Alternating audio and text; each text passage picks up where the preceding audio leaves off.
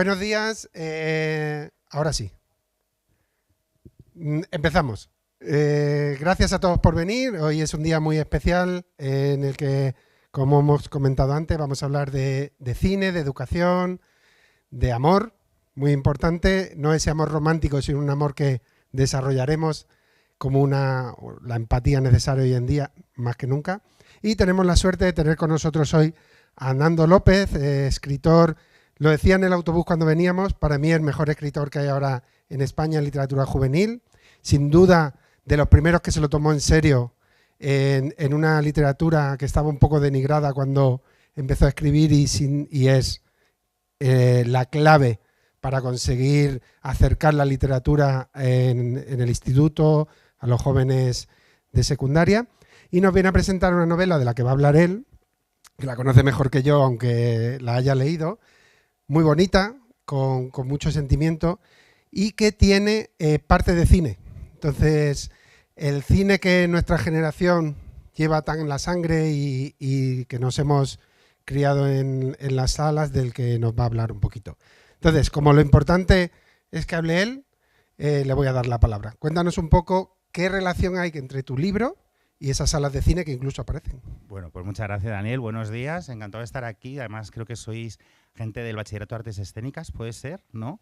Con lo cual tiene mucho que ver con un poquito lo que cuenta esta novela, ¿no? O sea, me siento un poco en casa, sinceramente.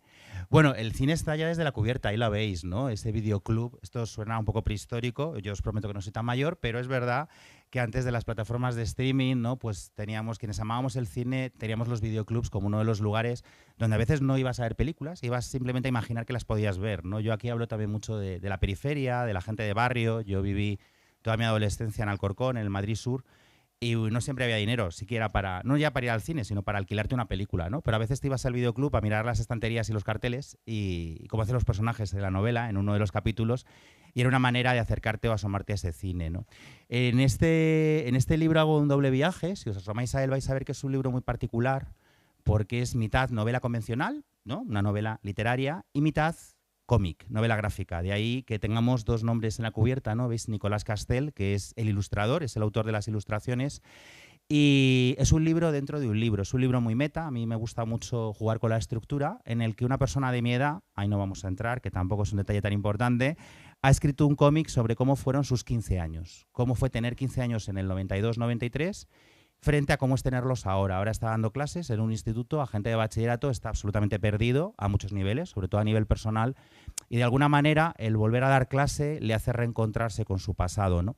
Y en ese pasado, una de las cosas en las que piensa, ¿no? Que comentábamos, y ya que estamos en un espacio maravilloso como los Verdi, los cines Verdi, que son, por cierto, el cine de mi barrio, o sea, yo vengo aquí casi todas las semanas, una o dos veces, con lo cual es especialmente bonito estar hoy aquí, pues una de las reflexiones que hace es que el cine con el que él se educó es un cine donde tenía que buscarse sin verse. Ahí tenéis dos carteles, no sé si habéis reconocido las pelis que están en la cubierta. Una es El silencio de los corderos y otra es El club de los poetas muertos. Son dos películas que no están elegidas al azar, están elegidas porque a mí me marcaron, pero a la vez porque son dos películas donde aparece la realidad LGTBIQ+, desde dos ángulos completamente distintos.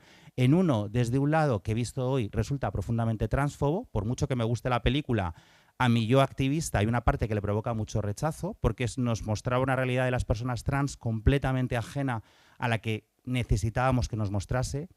Y por otro lado, El club de los poetas muertos, donde hay una relación gay sublimada, o por lo menos para muchas personas del colectivo la hay, pero que realmente no está contada como tal y siempre ha quedado en el debate, ¿no? Y uno de los temas de esta novela es lo importante que es el cine para construirnos y la falta de películas que durante mucho tiempo hemos tenido muchas personas, que todavía tienen muchas personas, todavía hay muchos temas, muchas minorías, muchas realidades por contar, en parte porque siempre ha habido un privilegio en quienes narran desde el cine, desde el teatro, desde la literatura, y esos privilegios se van rompiendo poco a poco, ¿no? Yo aquí, por ejemplo, presento una de las pelis que presento dentro de la novela, es Drácula, el Drácula de Coppola, que no sé si alguien habrá visto, y el Drácula de Coppola lo presento como una de las primeras películas donde estos personajes, que son completamente autoficcionales, o sea, uno se llama Manu, Manu de Manuel, Nando, Fernando, o sea, quiero decir, es realmente un yo con el nombre cambiado. Esto es lo que llamamos ahora autoficción, es una novela de autoficción. Pues yo hablo de cómo para mí el Drácula de Coppola, a través de los ojos de Manu,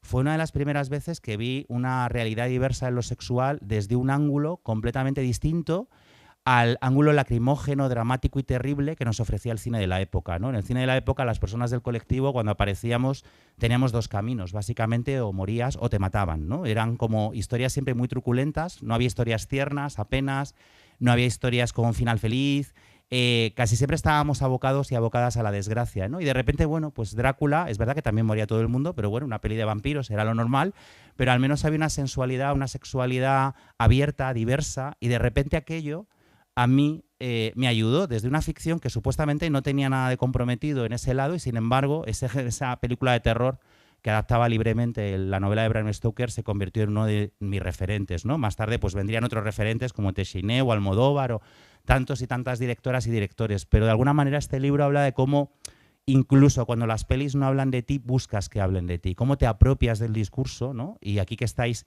en artes escénicas vais a construir historias y algo que yo sí que os animaría a que pensaréis en lo que hagáis en vuestro trabajo es que le deis una vuelta a qué historias quedan por contar.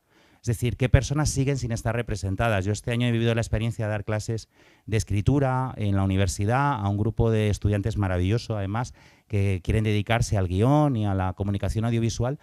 Y algo que me ha llamado la atención es que ha habido que romper los prejuicios iniciales porque casi todas las primeras propuestas eran muy normativas, a muchos niveles, desde lo social, lo económico, el género.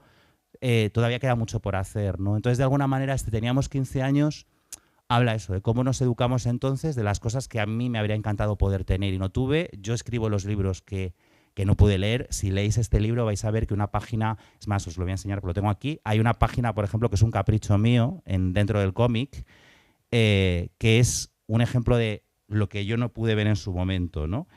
Voy a ver si soy capaz de encontrarlo sin tirarlo con el micro. Dadme un segundo. No, lo miro enseguida. Aquí.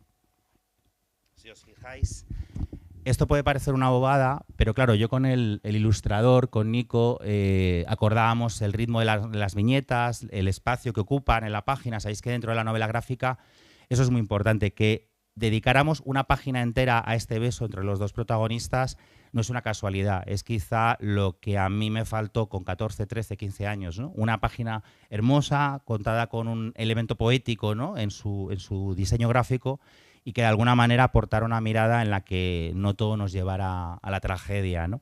Entonces, bueno, es un libro que habla mucho de la realidad entre ficción, vida y cómo nos vamos construyendo y cómo el relato que recibimos lo utilizamos en un ángulo o en otro, ¿no? Y luego otra cosa que sí me gustaría destacar, porque conecta directamente con vuestro momento y vuestra etapa educativa, es que también es una historia en la que se aborda precisamente porque yo empecé a escribir teatro. Yo hoy tengo el lujo de vivir de escribir teatro, guiones y novelas, o sea, trabajo en los tres géneros. Ahora mismo, bueno, pues estoy trabajando en una serie y en el guión de una película basada en una de mis novelas, que se llama Los Elegidos. También estrené una serie hace un par de años llamada Red Flags, que os recomiendo mucho, que está en A3 Player. Y ahora tengo una obra de teatro que para mí es muy importante, que se acaba de estrenar en Brasil, que se llama #Malditos16, que habla de salud mental y que fue la primera obra que se hizo en España sobre suicidio adolescente. Se estrenó en el Centro Dramático Nacional, en el María Guerrero. Es teatro documento, está escrito a partir de vidas reales, de adolescentes, de familias que perdieron a sus hijos e hijas, de jóvenes que superaron ese dolor, de psiquiatras y psicólogas que contaron cómo es el proceso de ayudar a alguien que de repente no quiere seguir viviendo. Y todo eso que hago ahora como profesional nació, como se cuenta en esta novela, en un instituto público. Entonces no había bachillerato de artes escénicas, sino es el que yo habría hecho. Yo tuve que hacer el bachillerato de humanidades, que era lo más aproximado, pero es verdad que yo allí empecé a hacer teatro, era muy mal actor, lo de que soy muy mal actor es completamente cierto, es más, cuando se rodó, que tenéis ahí La de la Ira, que es una serie basada en mi novela, que protagoniza Manu Ríos, me ofrecieron hacer un cameo y lo grabé el cameo, me dieron 2 frases, lo hice tan mal que lo quitaron, ¿vale? O sea, soy el único autor al que han echado de su serie, lo cual debe estar poco menos que en el récord, ¿no? de la torpeza interpretativa. Pero es verdad que en esos años tuve la suerte de tener una profesora maravillosa, ¿no? Ya que hablamos de cine y educación, que fue primero la culpable, y esto no lo voy a contar porque si leéis el libro vais a verlo, hay un motivo por el que yo empecé a hacer teatro, que fue realmente huir de una situación de violencia continuada, que estuvo a punto de destruir mi salud mental, y una profesora que se dio cuenta me salvó metiéndome en el grupo de teatro del instituto. Como yo era muy mal actor, y además me daba mucho miedo exponerme en público porque eso suponía la posibilidad de recibir aún más violencia, lo que hice fue escribir las obras que hacían mis compañeros y mis compañeras, ¿no? Y de ahí, de eso, que realmente fue una especie de salvación personal, surgió una carrera profesional, ¿no? Y yo en este libro también quería hablar de eso. Yo cuando empecé a escribir teatro con 17, 16 años en ese Instituto Público de Alcorcón, pensaba que en la vida estrenaría nada, por lo menos profesional, que la cultura era algo a lo que solo tenían acceso la gente que tenía el dinero para llegar a ello, o los contactos. Yo estaba convencido de que eso no era para mí.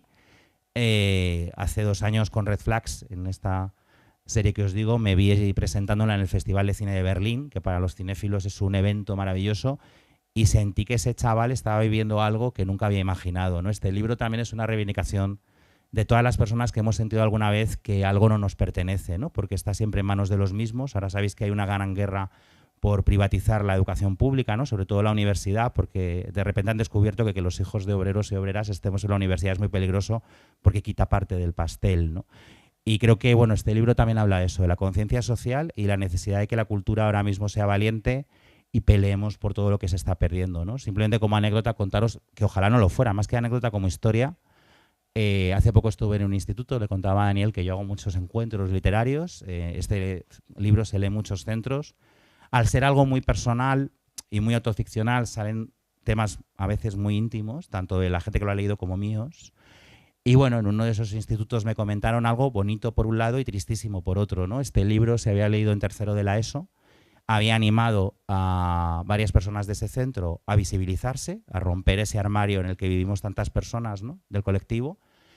Y esa es la parte positiva. La parte negativa es que inmediatamente, después de esa visibilización, tuvieron que abrir varios protocolos por homofobia, ¿no?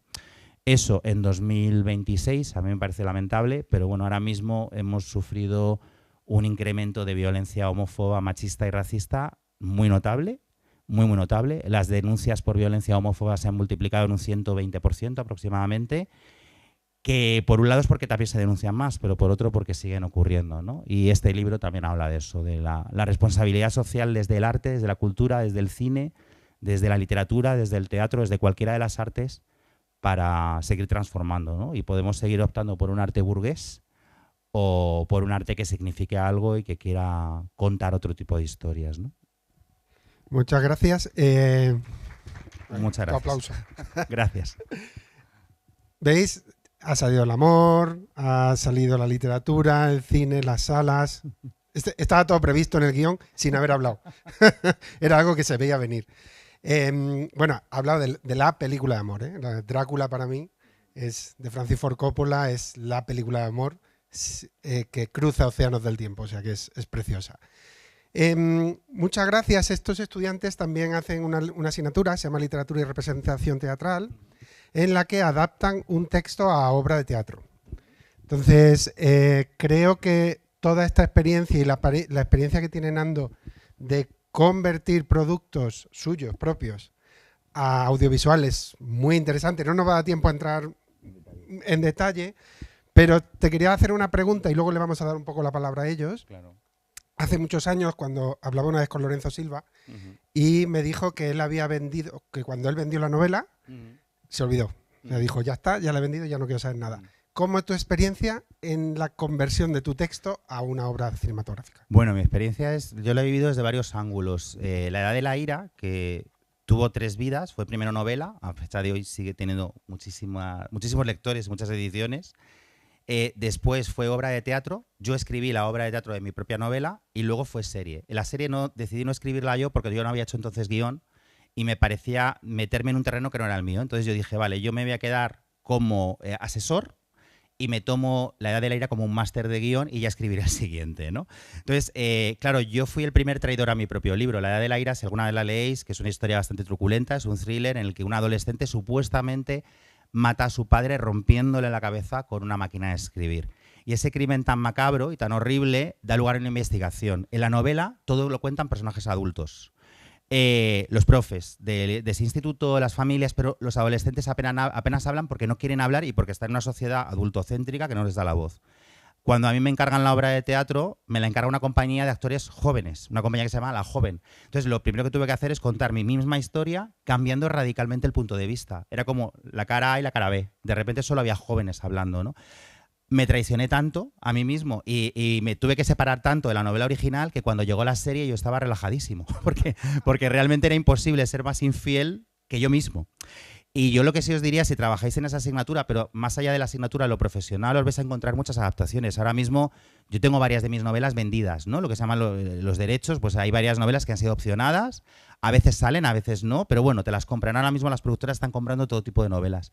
Y de ideas. Yo lo que os diría en eso es que penséis mucho en que son lenguajes distintos. O sea, creo que es un error vender una novela y esperar ver tu novela. Es que tu novela ya está, ya existe. La película tiene que tener entidad propia, la serie tiene que tener entidad propia. Sí que os diría que penséis desde el lenguaje cinematográfico, ¿no? Y luego la segunda, y en mi caso, por ejemplo, la serie me encantó lo que hicieron, que fue fusionar el teatro y la novela. Y como pequeño apunte, ahora que estoy trabajando en Los Elegidos, en el guión, lo estoy coescribiendo con la directora. Ya está escrito además, hemos hecho todas las versiones posibles y ya estamos en una fase bastante adelantada de la producción. Ahí, por ejemplo, Los Elegidos, que es una novela muy importante para mí, que habla de la persecución LGTB en los años 50, de los campos de concentración que se crearon y la revolución desde la cultura. Es una novela muy literaria, es una novela en la que pesa mucho la poesía, en la que pesa mucho la literatura dentro de la literatura, y lo que hemos tenido que buscar es trasladar la poesía a la imagen, ¿no? Entonces, ha sido para mí maravilloso. Y es más, me ha permitido una cosa que, claro, cuando escribes una novela, tú ya, una vez que la publicas, ya no puedes variarla. Cuando haces una adaptación, a veces te puedes dar el lujo de ciertas cosas que ahora cambiarías de tu novela, matizarlas, ¿no? Y yo en Los Elegidos hay sobre todo una cosa que me ha permitido matizar en el guión y me ha hecho muy feliz, ¿no? O sea, que yo creo que es disfrutar de cada viaje, pero entender que son lenguajes diferentes, no pretender que sean un calco. Y es más, las mejores películas suelen ser muy infieles con los libros que adaptan, ¿no?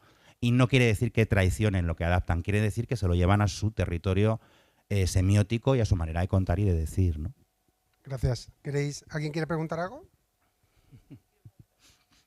¿Me levanto o me quedo aquí? Vale. A ver, es que tengo que procesar la pregunta, pero a ver. Claro. Yo suelo escribir mucho teatro porque me gusta mucho. Sí. Y a veces pues me cuesta romper con la barrera de la verdad, ¿no? Contar algo que sea verdad, porque al final es como que quiero perfeccionarlo todo mucho, quiero que todo tenga sentido. Entonces, quería preguntarte cómo puedo hacer para romper con eso, ese perfeccionismo, y poder encontrar ideas sobre lo que quiero escribir. No sé si me estoy explicando. Sí, más o menos. Yo te contesto y tú me dices si te he respondido o no, y si no, me vuelves a preguntar. Yo creo que en el teatro, algo en lo que tenemos que confiar también es que el teatro es un arte abierto. Es decir, que tú estás escribiendo un texto que luego va a ser interpretado. Porque yo imagino que tú escribes pensando en eso, ¿no? No escribes pensando en... Entonces, siempre va a haber cosas que van a estar mejoradas por la gente que lo interprete, con lo cual a la verdad se van a sumar muchas capas. Entonces, creo que el perfeccionismo hay que relajarlo, en el sentido de que el teatro nunca es un texto cerrado. Yo, por ejemplo, nunca publico un texto teatral, los tengo todos publicados, pero nunca los publico hasta que se han estrenado. Porque entre el texto que yo escribo, por muchas veces que lo corrija y vuelva a corregir, y el texto que se estrena, suele haber muchos cambios, ¿sabes? Entonces eso por un lado. Luego, por otro lado, otra cosa que te diría es que creo que para escribir esa verdad, la verdad nace mucho de la observación y de la autoobservación. O sea, si tú notas, y es que eso se nota, si tú notas que un personaje no está siendo sincero, o está teniendo una reacción que a ti no te convences, porque no funciona. O sea, es fiarte también un poquito de tu intuición ahí, ¿no? Evitar las contradicciones. O sea, yo, por ejemplo, no soy muy de corregir mientras voy escribiendo, sino que hago como varias caladas. A lo mejor escribo la obra entera, o la mitad de la obra, o un tercio, y ahí sí que voy revisando, ¿no? Que no se contradigan, que los personajes tengan un recorrido que sea coherente con su identidad, ¿no? Que los cambios, si hay cambios, es porque tengan una realidad. Y luego lo de buscar temas, ahí esto ya es muy personal, ¿no? Yo sí te diría que pienses mucho en qué cosas a ti te afectan realmente, te provocan, te emocionan. O sea, yo tiro mucho de todo lo que no he encontrado en los libros, y eso es lo que yo escribo. O sea, mi punto de partida siempre es qué cosas necesito ver en un escenario que no estoy viendo. O sea, yo comedias burguesas he visto 1 millón, ya. Comedias de enredo he visto otro 1 millón, no me interesa. Yo, por ejemplo, la obra que os decía, Malditos 16, ¿por qué la escribí? Porque llevaba años, yo era profesor antes, estuve 9 años dando clases en la pública, llevo 11 años ya que no, que solo escribo. En esos años, muchas de mis alumnas y mis alumnos pasaron por situaciones muy duras de salud mental. Y me puse a revisar y no había nada de eso, nadie estaba hablando de eso. Para mí el teatro tiene el poder de que reúne a la gente. Y además la reúne en el momento, la reúne en vivo. Y podemos seguir haciendo obras de Lope las veces que haga falta. Y me parece muy bien también, que yo también he hecho clásicos en Almagro. Pero también podemos hacer a Lope desde otro lugar. Yo, por ejemplo, escribí Inventando a Lope, que es una obra donde reivindico a las mujeres escritoras de esa generación. O ahora acabo de estrenar, que viene al Teatro Bellas Artes en junio, Jasón y las Furias, que es el mito de Jasón y Medea, que estrenamos en el Festival de Mérida. ¿Por qué cogí ese mito y por qué el Festival de Mérida? Pues porque me preocupa mucho la violencia vicaria, porque está ocurriendo y porque tenemos un problema gravísimo con eso y de violencia machista en nuestra sociedad. O sea, yo lo que te diría es que creo que para escribir teatro, que es una profesión tan compleja, para buscar esa verdad, pienses con mucha sinceridad en a ti que te mueve y qué cosas no estás viendo. Y luego, creo que al principio está muy bien tirar de aquello que conoces profundamente, ¿sabes? O porque lo has vivido, o porque lo has experimentado. Creo que hay muchas, ahora mismo estamos viviendo además un teatro muy de autoficción, ¿no? Hay como un gran boom de la autoficción que tiene que ver con eso, con que el público también creo que busca esa verdad que buscas tú, ¿no? Pero confía en tu intuición. O sea, creo que las personas que escribís tenéis esa intuición. Con lo cual, déjate llevar y relaja el perfeccionismo, que luego hay otras etapas del proceso que completarán, ¿sabes? Pero que no te frene, porque cuando nos frena es una pena. Y animo con ello, ¿no? Gracias a ti y sigue escribiendo, por favor. Hola, yo Hola. te quería preguntar, porque a nivel de construir personajes, yo creo que hay como dos tipos de autores quien construyen el personaje de manera completamente entera, como que los conocen completamente, características y no sé, y defectos y cosas, y después cuando llega el momento de escribir, ponen detallitos de acá a allá, porque total ya tienen como todo el papel escrito y todo, ya conocen todo. Y del otro lado hay gente que en cambio es como que crea el fondo de ese personaje como vas, ¿entendés? Es como que tipo, bueno, acá necesito saber su color preferido, no sé, digo, y me lo invento en el momento, bueno. Y yo te quería preguntar vos cómo haces, porque yo, por ejemplo, cuando escribo, me pasa mucho que quiero conocer mi personaje perfectamente y decir, bueno, quiero tener todas las resources que puedo y después como aplicarlas cuando escribo para no tener que perderme, pero después me pasa que me pierdo más y es como que, claro, pierdo muchísimo tiempo con este personaje que por ahí tampoco tan importante va a ser, pero yo lo quiero conocer, ¿se entiende más o menos? Totalmente. Entonces, bueno, sí, yo ahí mi consejo es que no utilices, es que creo que, a ver, cada cual tiene que, lo primero, y yo lo digo en todos los talleres que me piden, cada cual tiene que escribir como mejor crea, es decir, que cada cual tiene su fórmula. Yo te cuento la mía, pero tú aplica la que a ti te sea útil. A mí, el poner límites muy estrictos de los personajes me supone ponerme límites a mí mismo también. Es como un corsé. Entonces llega un momento que al final, eso que dices tú de tengo tanta información del personaje que me he perdido ya y no sé dónde estoy, a mí me evita profundizar de verdad. Yo lo que suelo hacer con los personajes es que pienso claramente en su conflicto. O sea, para mí es muy importante que todos los personajes, aunque luego no lo desarrolle, estén en un momento significativo de su vida. O sea, yo quiero saber qué les está pasando en ese momento. Y luego, lo que sí que pienso mucho es su contexto emocional y socioeconómico, porque me parece que también tenemos una ficción a veces muy falsa, donde todos los personajes viven en una especie de burbuja, ¿no? No es lo mismo que tengas una vida precaria que no es lo mismo que compartas piso que no es lo mismo que tengas, ¿no? Que seas una persona en un entorno unifamiliar que no, etcétera, etcétera. Entonces pienso sus características socioeconómicas, sus características emocionales, están en pareja, no están en pareja, qué edad tienen, familia, ¿no? Como lo básico, y el conflicto. Y a partir de ahí voy escribiendo y los voy descubriendo. A mí es lo que más me gusta, ir descubriendo al personaje.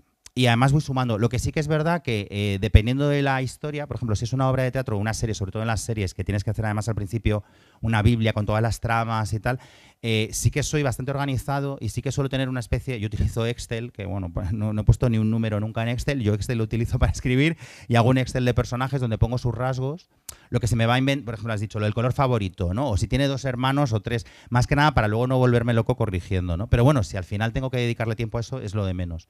Pero sí que creo que cada cual, insisto, lo hace a su manera, pero a mí el no poderme sorprender un poco con el personaje me resta emocional escribir. Y es muy hermoso cuando has creado un personaje que vas viendo cómo se va comportando y dices, claro, es que lo que encaja ahora que haga es esto, ¿no? Es escuchar un poco tu propio texto. Yo creo que a veces escribimos lo que sí que os diría es que no escribáis de una manera esquelética pensando solo en el argumento, sobre todo en teatro. En teatro es muy importante escuchar el personaje. A veces no es tan importante que pasen tantas cosas como que lo que esté pasando entre los personajes tenga la densidad emocional que tú necesitas, ¿no? Y lo mismo cuando escribes, no sé, ahora por ejemplo estoy escribiendo unos cortos para una escuela de cine, para MATS, que está aquí en Madrid, y para mí, por ejemplo, ahí lo fundamental es el punto de partida de cada personaje. Luego en el corto voy descubriendo dónde quiero llegar, pero no lo diseño todo al principio para darme un margen de libertad y disfrutar de ese proceso. También me parece muy hermoso como el ir abriéndome, ¿no? Y luego tengo un consejo también, que os documentéis cuando habléis sobre todo de personajes muy ajenos a vuestra realidad. O sea, creo que es súper importante el documentarse para no escribir todo el rato una especie de alter ego, ¿no? Sino el hacer caladas, lecturas de sensibilidad, bueno, que os abráis ahí a la creación de personajes, y me encanta que tengáis esa vocación artística, o sea, que enhorabuena por ella. Pues hay más preguntas, pero es que estaríamos 5 horas con Nando. Tenemos un corto que ver, claro, además. Y hay que seguir, pero os prometo que os llevaremos al teatro para que veáis la obra, ¿eh? Ya me organizo. Pues nada, vamos a pasar a la segunda parte. Muchas gracias, Nando. Sí, un placer. Se nos ha quedado súper corto, que esto es bueno. Fenomenal. Y pasamos a ver el corto de La Tierra llamando a Ana.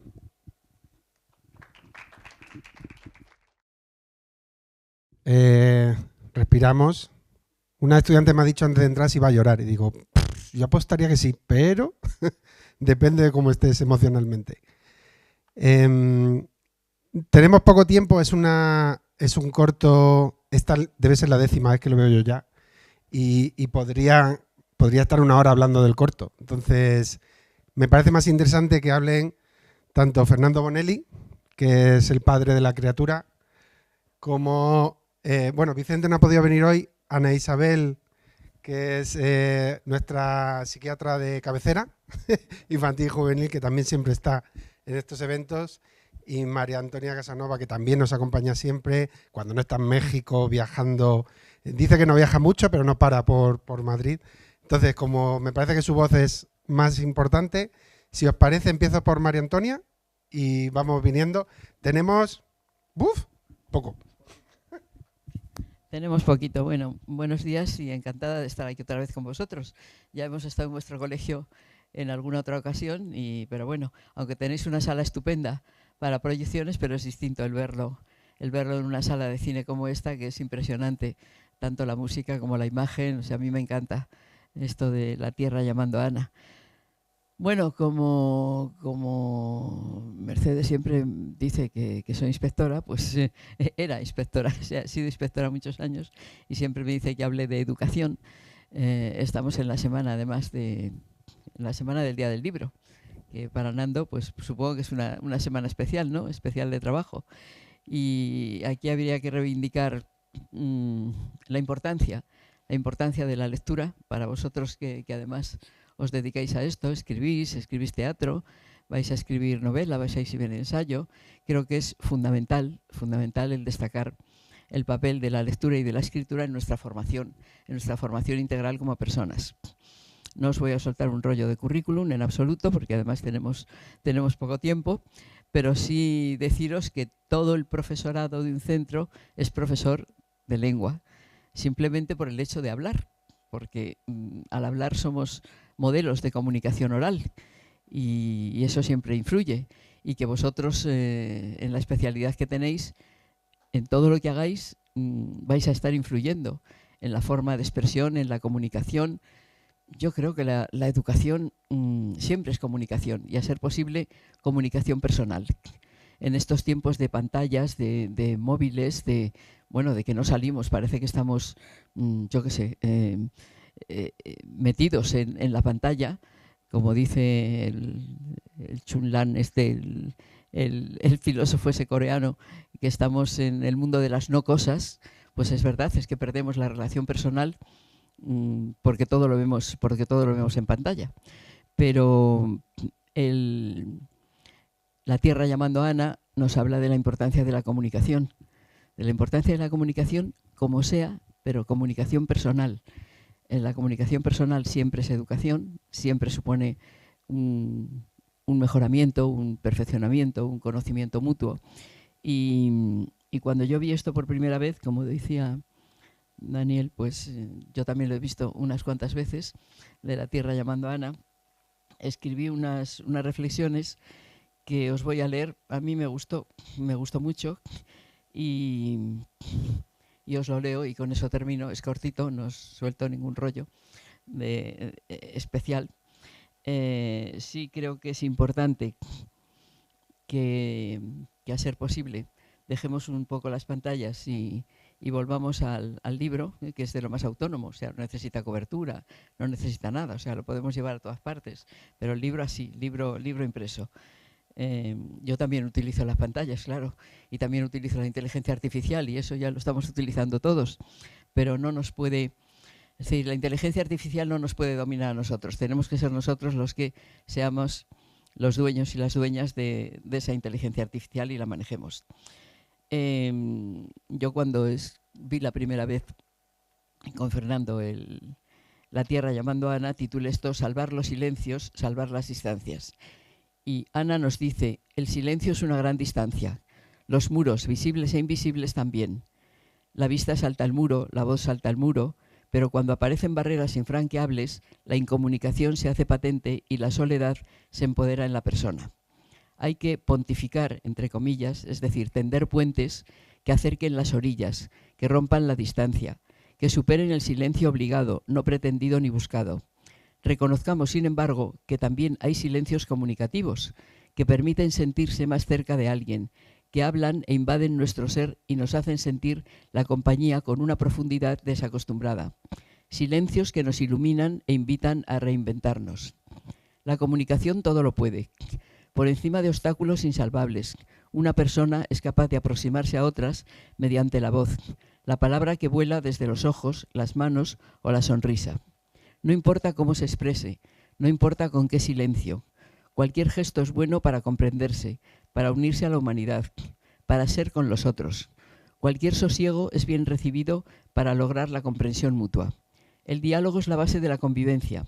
Somos diferentes y entendemos el mundo, nuestro mundo cercano, de formas diversas, pero somos expertos cuando queremos en acortar desigualdades, discrepancias, alejamientos.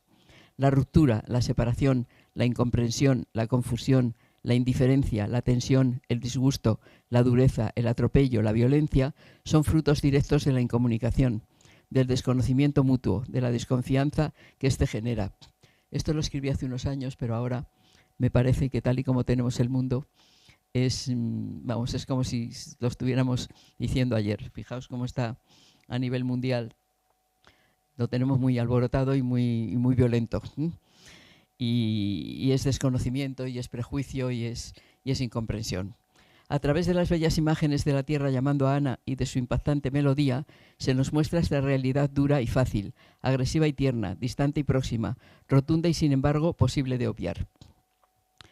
La palabra nos salva, nos conecta, nos presenta el mundo de un modo u otro, según dicta nuestra cultura, nuestro contexto, nuestro anhelo de inclusión en el verbo de todos. Por eso es el nexo más preciado para alcanzar una sociedad en comunidad universal. El esfuerzo, la voluntad, el ideal utópico nos empujan hacia mundos mejores. Se pueden alcanzar uniendo las voces, las manos, las miradas y, por qué no, los silencios plurisignificantes. Los procesos pueden resultar difíciles, pero poco a poco vamos aproximando posturas hasta llegar a entendernos. El final es feliz, de plena comunicación, lo hemos visto. Hacia ella caminamos gracias a muchos trabajos como este, que ahora nos es posible disfrutar y admirar. Cada vez que la veo, cada vez que veo el corto me gusta más. Tanto la imagen como la música me parece que es una maravilla, que es muy expresivo de la importancia de la comunicación y de que mantengamos esa convivencia tan absolutamente imprescindible para que podamos vivir todos tranquilamente, educándonos, produciendo, como vosotros lo vais a hacer, belleza, arte, que el arte, la música, la imagen son lenguajes universales, absolutamente universales, que favorecen esa comunicación y esa convivencia en la diversidad que todos necesitamos. Así que, por mi parte, nada más. Si seguimos con la salud mental. Y dejamos a Fernando para el final, como ser más bajito.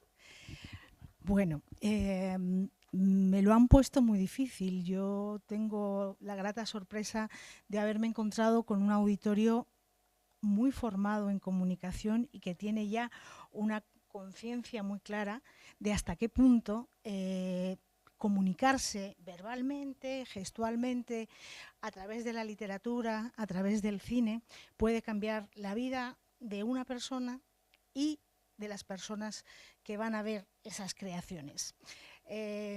Nando, no conocía tu obra, pero me voy con un regalo tremendo. Espero leer próximamente ese hashtag, Menudos16, porque recientemente yo he escrito mucho sobre la comunicación difícil acerca del tabú del suicidio.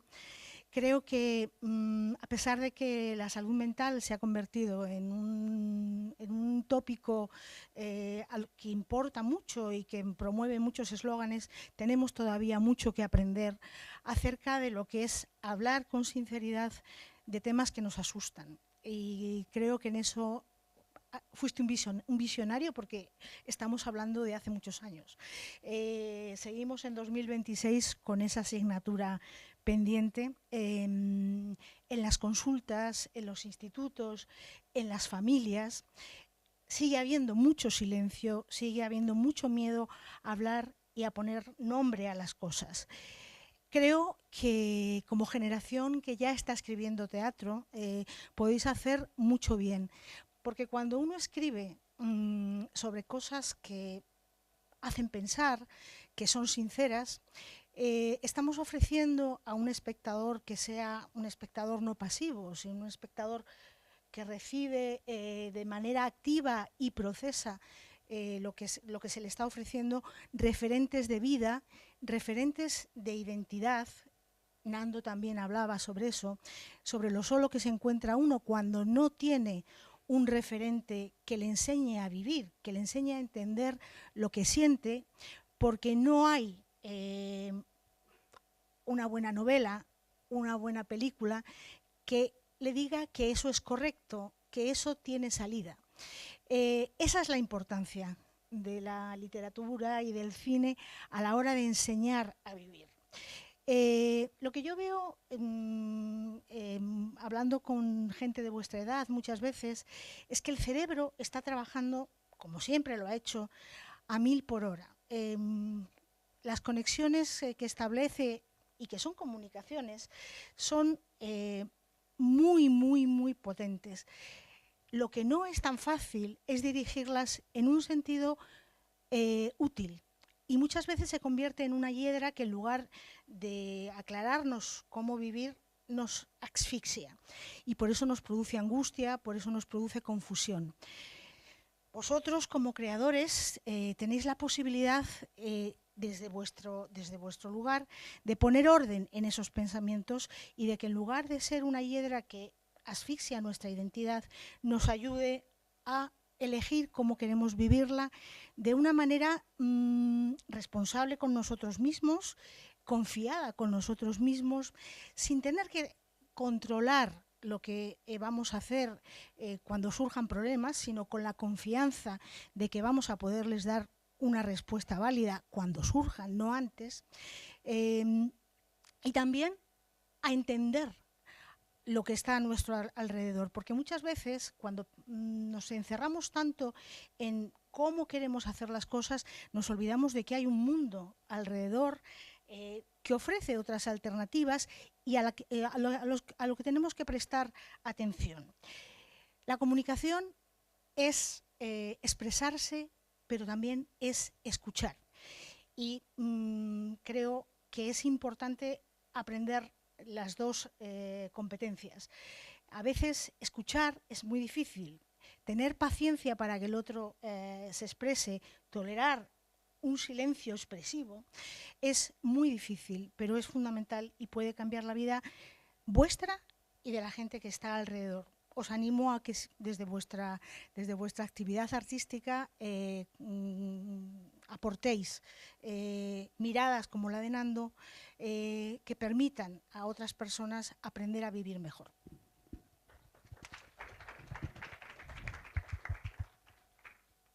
Vale. A ver, la clave de esto es: tenéis una voz y tenéis una capacidad para dirigirla y para llegar a otros. Eso que tenéis es muy poco usual. Hay mucha gente que no expresa lo que siente y vosotros queréis hacerlo, por eso estudiáis lo que estudiáis. Nando hace eso, Elena hace eso, esta gente hace esto, porque sienten que hay que... o sea, es una vía de comunicación y es una vía de apoyo hacia terceros. Yo escribo, yo compongo, yo tal, porque necesito expresar un algo. Es muy bonito cuando de repente alguien lo ve. O sea, de entrada cuando lo ve tu equipo. O sea, esa es la otra parte que es muy importante. Uno no hace esto solo. Uno lo hace en equipo. Y eso es la hostia. Porque yo luego veo esto y yo soy un espectador viéndolo. Y me hace muy feliz. Yo no soy consciente de que he hecho esto, porque no lo he hecho yo, porque lo ha hecho un equipo conmigo. ¿Sí? Entonces, y me siento muy, muy orgulloso de verlo, porque me parece que es bonito y me toca y me parece hermoso. Construyes personajes, que es un poco lo que hablabais antes, lo que hablaba Nando, lo que habláis vosotras. Y es la leche. Eso lo estáis sintiendo ya. O sea, si escribís, veis que es la leche el soñar con... Yo dibujo una historia, o sea, sé más o menos lo que quiero contar. Mis historias son muy pequeñas. Yo no busco contar cosas muy grandes. O sea, es un sentimiento, esto es una discusión. Es un malentendido, o no. Pero he visto una cosa que me ha roto el corazón, la persona que más amo me acaba de fallar y me cago en su padre y a freír puñetas todo y a explotar. Y lo vamos a hablar. Y es muy difícil. Y ya está, eso es lo que he contado, ¿eh? O sea, le hemos metido música, le hemos metido tal, pero son cositas pequeñas. Entonces, el sobre qué escribir, lo que necesitéis contar. Porque todos, o sea, esto es algo universal. Todos, o sea, hoy en la Edad Media, todo el mundo ha sentido esto. Sí, todo el mundo lo va a sentir. Entonces, es muy bonito contarlo, pero al final es muy bonito tener la idea, dibujar qué personajes tienes y ver cómo crecen, que es un poco lo que hace Nando y lo que hago yo. O sea, yo dejo que, yo qué sé, yo por ejemplo, yo ahora estoy con un guión de una peli y hubo un momento donde dije, chico, chica, y de repente él ya conoce la casa, no conoce la casa, se atreve a pasar a la puerta. Esas cosas que dice Nando, que te vas a enfrentar, es precioso. O sea, me he tirado 3 tardes decidiendo si ya conocía o no la casa del otro, ¿sabes? Y es la hostia, porque te cambia toda la película. Entonces, con eso, o eso, que hermanos, tal, pues no me preocupa tanto al principio, pero sí me preocupa desde dónde venimos. O sea, para poder llegar al final que quiero llegar. O sea, que la gorda, que Ana aquí sea sorda, se haya quedado sorda, o sea, que Ana sea una compositora y una cantante súper famosa y de repente se haya quedado un día sorda, claro, yo esto cuando lo hablaba con Laia, la primera vez que me senté con Laia, que es la actriz, nos sentamos en una librería y lloraba. Porque me decía, si yo como actriz pierdo la voz, Fer, me muero. O sea, yo no sé qué haría. Y me dijo, vamos a hacer esto seguro. Laia no sabía lengua de signos y se curró la lengua de signos para este proyecto. De 3 días de grabación, 2 días y medio. ¿Sabes? Entonces, hay un punto donde tenéis la voz. Con lo cual es seguir ese camino. Luego, es muy difícil comer. Nando tiene la suerte de comer de esto. Yo trabajo en un mundo accesorio a en el que este es mi recreo. Yo trabajo negociando cosas y con números y con letras y tal, porque me gusta mucho y me lo paso muy bien haciendo eso. Y cuando tengo un poquito de recreo, me lo gasto en esto. Y dedico mi tiempo a esto y vivo rodeado de gente que es muy buena haciendo estas cosas, con sonido, con cámara, con pum, con pin. Y creo que todo el mundo tiene su recreo al rodar, pero creo que este es el camino. Y creo que es muy importante lo que decíais, que es la comunicación y el amor. El amor que no es solo romántico. ¿Sí? O sea, todos mis cortos van sobre amor. Todos, sean hermanos, sean amigos, sean padres, sean novios. Da igual, ¿sabes? Pero es muy importante escuchar. Y desde ahí, además, vosotros que tenéis voz, si yo callo mucho y escucho mucho. Yo hablo muy poco. ¿Sabes? Pero es que desde ahí es donde captas un montón de cosas y entiendes y ves formas de ser y yo ya veo a alguien y sé por dónde va a salir, seguro. O sea, rara vez me equivoco porque escuchas mucho. Y por ahí puedes construir cosas preciosas. Entonces, nada, que lo peleéis y ya se verá por dónde van los caminos, que ojalá sean por y que tengáis la oportunidad, pero en cualquier caso no lo dejéis. O sea, esta es la parte de niño o de niña que se os va a quedar siempre dentro, el crear. Es un ferretero, un carnicero, va a tener esto. O sea, todo el mundo puede dibujar, todo el mundo puede... Yo no sé música y he compuesto esto junto con Juanan. Entonces, sueña, tira del hilo, dedícale un poquito de tiempo, sí, pero ya está. Eso es. No, ya no hay más, María Antonia. No. Tenemos que... Solamente como ella no lo dice, os lo digo yo, en menos de 15 días sale un libro, se publica un libro de Ana, de esta que tenéis aquí, no de la de la película, no la del corto, sobre justamente toda esta problemática de la adolescencia y de la problemática de la adolescencia. Así que, por eso digo que como ya nos lo dice, os lo digo yo para que os lo haga llegar, que os lo haga llegar, que es muy interesante, es muy interesante. Mercedes me ha hecho aquí una jugarreta porque me pone a 4 personas súper interesantes y 1 hora con 20 minutos de un corto que o sea, podríamos estar todo el día hablando pues con una de las personas que más sabe de educación de España, una de las personas que más sabe de psiquiatría de España infantil y juvenil, nuestro superescritor, un director de cine que en realidad es abogado, que es uno de los mejores representantes de artistas de España, Elena, que está ahí en la sombra, productora, una de las mejores cirujanas de España, y ¿qué hacemos? Pero voy a pedir ya perdón porque nos vamos a pasar de tiempo, pero creo que todo esto sin la voz de los estudiantes no tiene sentido. Me gustaría, nada, quien quiera decir algo, si alguien quiere decir algo, por supuesto, 5 o 10 minutitos, pero que no sean preguntas, que sea una reflexión vuestra, y con esa cerramos para que no se nos escuche otra vez, sino que sea vosotros los que habláis. ¿Alguien quiere hablar? Me imaginaba esto.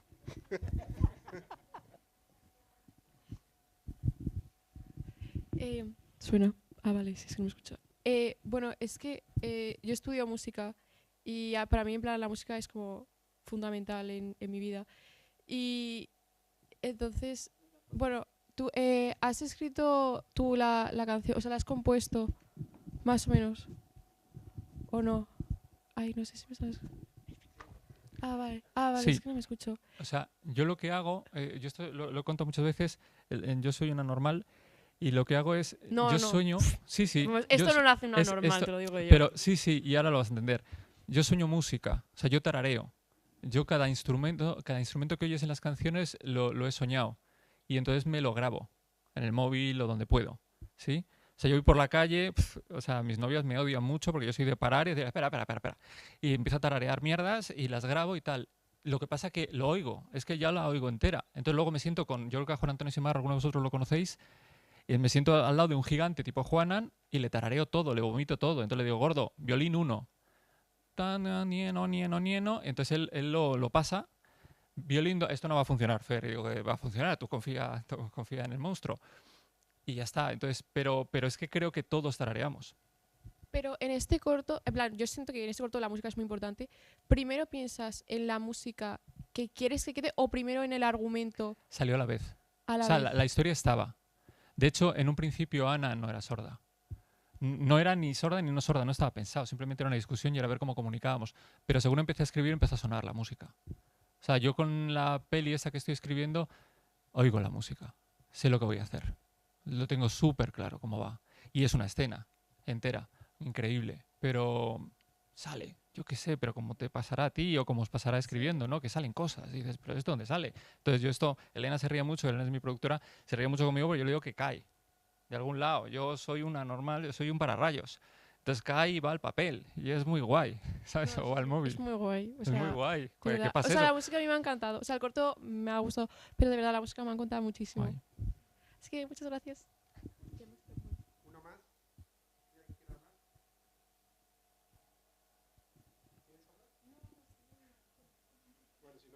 Ah, bueno, otra cosa. Para la psiquiatra. O sea, ¿tú crees que hoy en día, bueno, en plan, obviamente está claro que ahora la salud mental en adolescentes es muy importante, pero ¿crees que es más, no sé cómo explicarlo, por tema de marketing, en plan para quedar bien, o realmente a la gente le interesa la salud mental de los adolescentes? O sea, ¿qué ves en consulta? A ver, yo creo que interés hay. Otra cosa es que esté de acuerdo en que las distintas